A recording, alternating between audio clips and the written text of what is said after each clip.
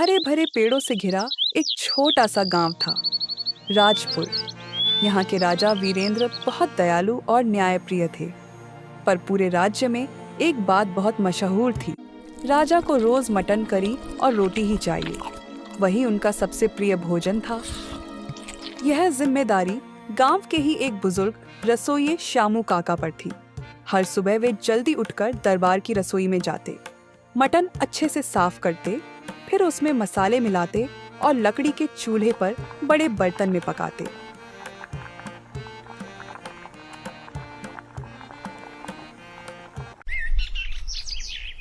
लेकिन एक दिन सुबह कुछ अजीब हुआ। राजा के सबसे पुराने रसोइये बालकृष्ण काका बिस्तर से उठ नहीं पाए। तभी राजा के दो सेवक उनके घर पहुंचे। काका, आज रसोई क्यों नहीं आए? महाराज इंतजार कर रहे हैं। गुस्से से उनका चेहरा लाल है। बाबू, अब मेरी उम्र हो चली है, शरीर साथ नहीं दे रहा। सुबह से बुखार है। अब शायद रोज रोज महल जाकर पकाना मेरे बस की बात नहीं रही। क्या कहा काका? अब महाराज का मटन कौन बनाएगा?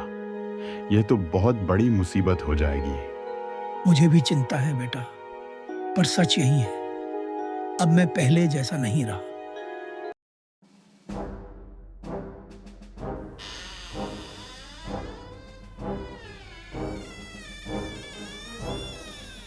क्या कहा? अब बालकृष्ण काका रसोई नहीं आएंगे तो मेरा मटन कौन पकाएगा? गांव में कोई और नहीं क्या? महाराज, हमने पूरे गांव में खोजा, पर ऐसा कोई नहीं मिला जो काका जैसा मटन बना सके। सब कहते हैं उनके हाथ का स्वाद कोई नहीं ला सकता। श्यामल, काका को बुलाओ, मैं खुद उनसे बात करूंगा।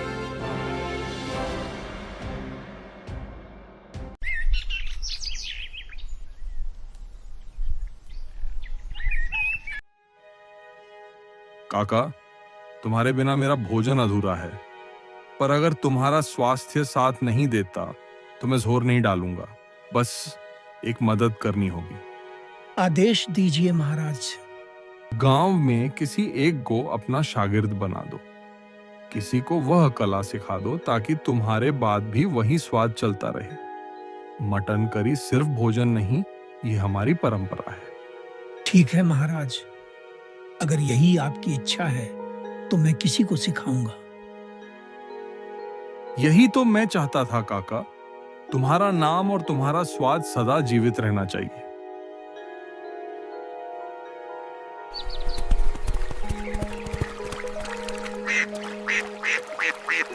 और इस तरह एक नए अध्याय की शुरुआत हुई, जहां श्यामू काका अब अपने उत्तराधिकारी की खोज में निकलने वाले थे।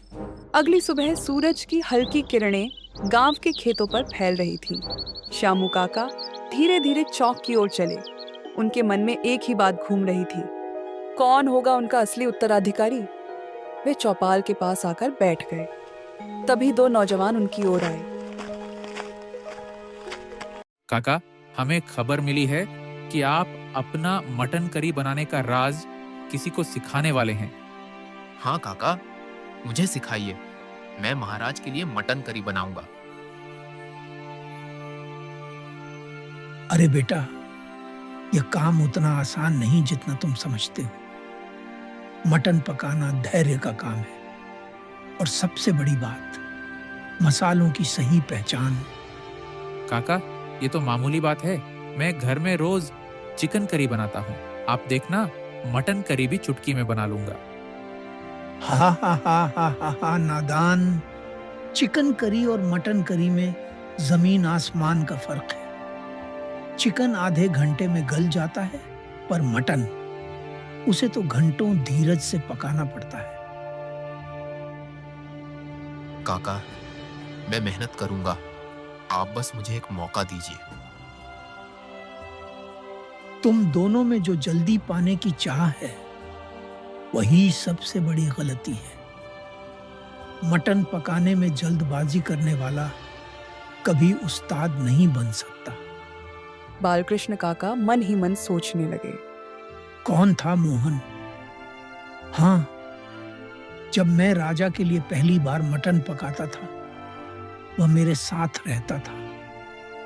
शायद वही इस कला को समझ सके।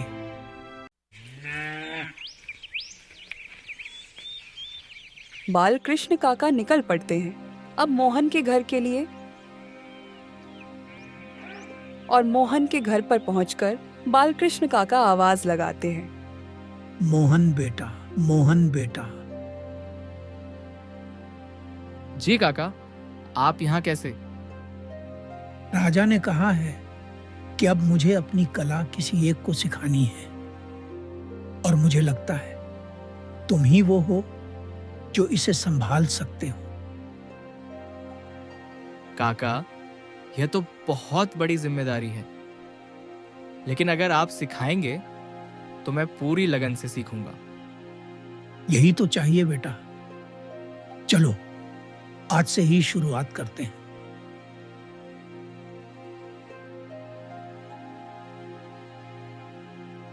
बालकृष्ण काका और मोहन दोनों निकल पड़ते हैं महल के रसोई में जाने के लिए।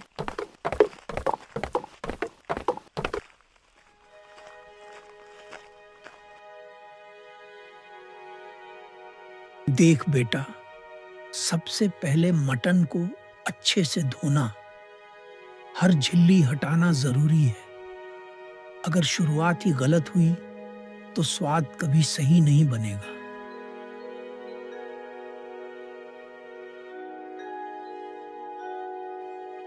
ये देख, हल्दी, धनिया, लाल मिर्च और गरम मसाला, हर मसाले की मात्रा आंखों से नापनी पड़ती है।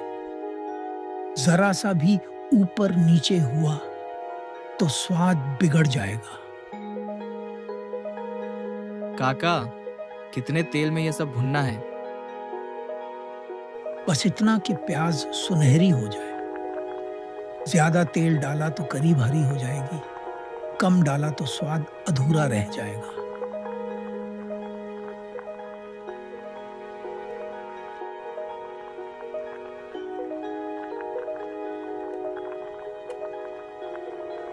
काका, यह तो सच में धैर्य का काम है। आधे घंटे से देख रहा हूं, मटन अभी भी कड़ा है। यही तो कहा था बेटा, इसे गलने दो। धीरे धीरे ही इसका असली स्वाद निखरता है।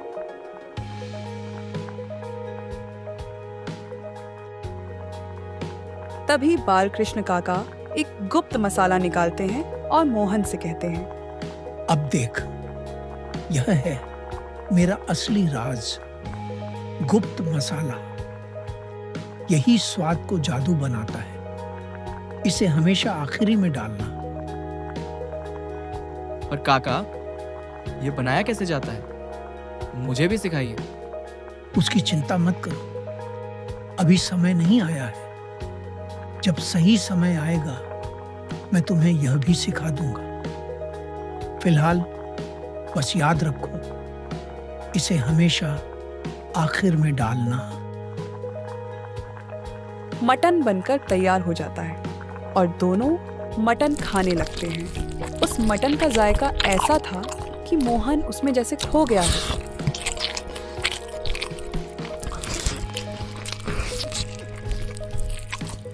काका, यह तो सचमुच स्वर्ग का स्वाद है।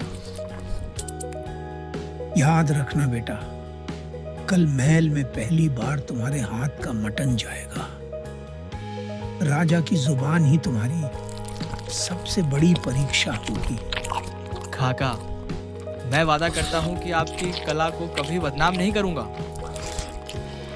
बेटा, महाराज को रोज 4 किलो मटन चाहिए और उनके स्वाद में कभी कमी नहीं आनी चाहिए। काका, आपका आशीर्वाद रहे तो महाराज उंगलियां चाटते रह जाएंगे। आज मैं साबित कर दूंगा। बस याद रहे, मेरा गुप्त मसाला हमेशा अंत में डालना है।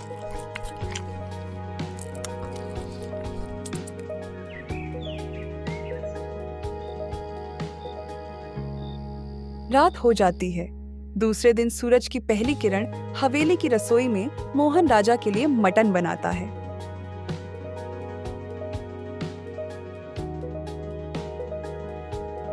मटन बनने के बाद राजा को खाने के लिए दिया जाता है। फिर राजा मन ही मन सोचता है, देखें, इस नए रसोइया का हाथ का स्वाद कैसा है। क्या यह बालकृष्ण काका की बराबरी कर पाएगा?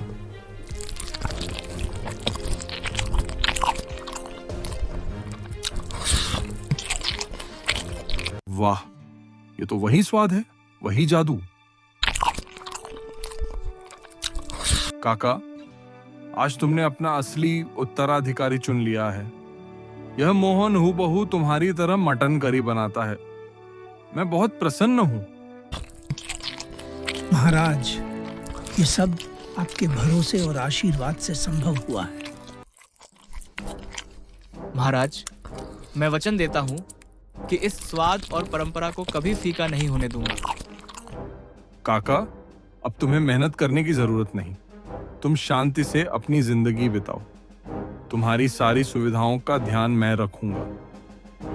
महाराज, मेरे लिए यही सबसे बड़ी राहत है कि मेरी कला अब भी जीवित रहेगी।